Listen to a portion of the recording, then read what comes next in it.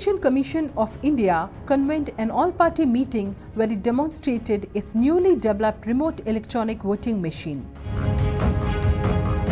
The meeting comes days after the ECI released a concept note of the developed machine and invited political parties to prototype demonstration and share their views. But even before the date arrived, opposition parties met a day earlier and collectively opposed the ECI's proposal. Before going into the reasons behind the opposition, why did the Election Commission come up with this proposal in the first place? The Election Commission of India has expressed concern over the trend of the low voter turnout in general elections. Of the total 91.2 crore Indians eligible, only 67.4% voted in the 2019 Lok Sabha elections. About one-third or close to 30 crore voters did not cast their vote. As per 2011 census, 37% of the population was settled in a place different from that of their registered residence. ECI found that internal migration is one of the main reasons for the lower turnout in the elections.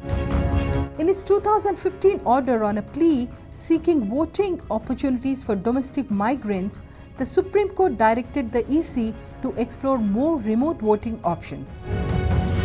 It is widely observed that many times migrant workers who frequently change residences are reluctant to get their names enrolled at places they work. So, the existence of the remote EVMs can solve this issue permanently.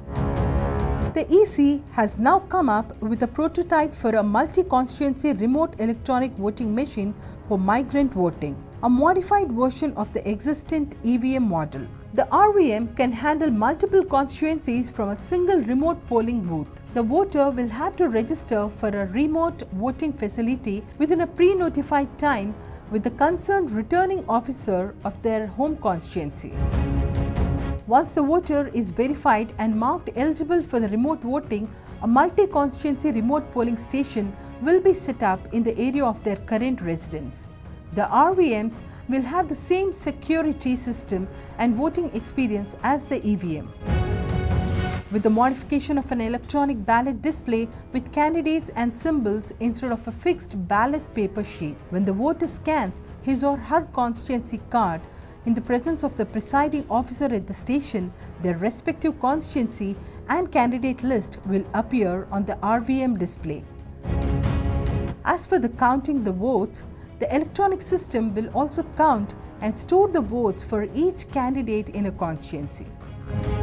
If implemented, this can lead to social transformation as migrants do not have to travel all the way to their hometowns for voting and help stay connected with their roots. Election Commission wants to implement this as a pilot project in the upcoming assembly elections in 9 states in 2023. But opposition, on the other hand, are not too keen to let this happen. The reasons expressed by the opposition parties are that the remote EVMs are sketchy.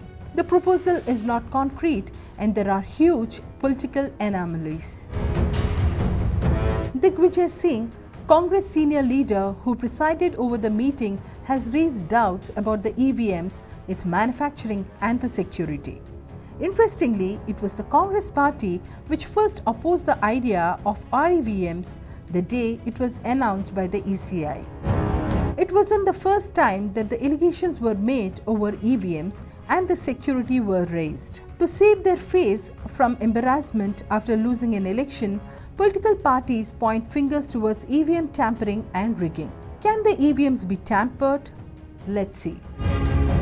EVMs were first used in 1981 in 50 polling stations in a by-election held in Kerala. They were then commissioned in 1989 by Election Commission of India in collaboration with Bharat Electronics Limited and Electronics Corporation of India Limited.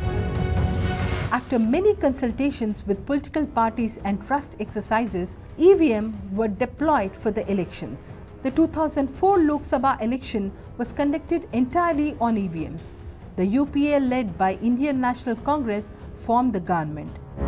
But Digvijay Singh did not find any issues with the EVMs then, or even during the 2009 assembly elections when they retained power.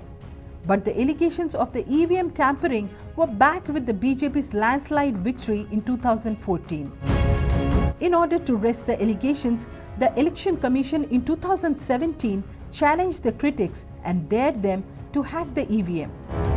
The NCP and the CPM were the only parties which applied for the challenge. But neither of the two parties attempted their mission to hack the EVM.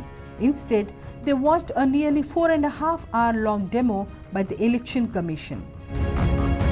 The ECI further deployed new generation EVMs with voter verified paper audit trial (VVPAT) in 2019 to make the elections foolproof. These make it vastly easier to audit and verify the votes cast if challenged. Now that ECI is taking steps to further improve migrant voter participation and exercise their franchise, do you think the opposition is creating hurdles for them? Let us know your views in the comments below. Please subscribe to Nationalist Hub English channel for more interesting videos, and don't forget to like and share this video. Nationalist Hub, it's a news revolution.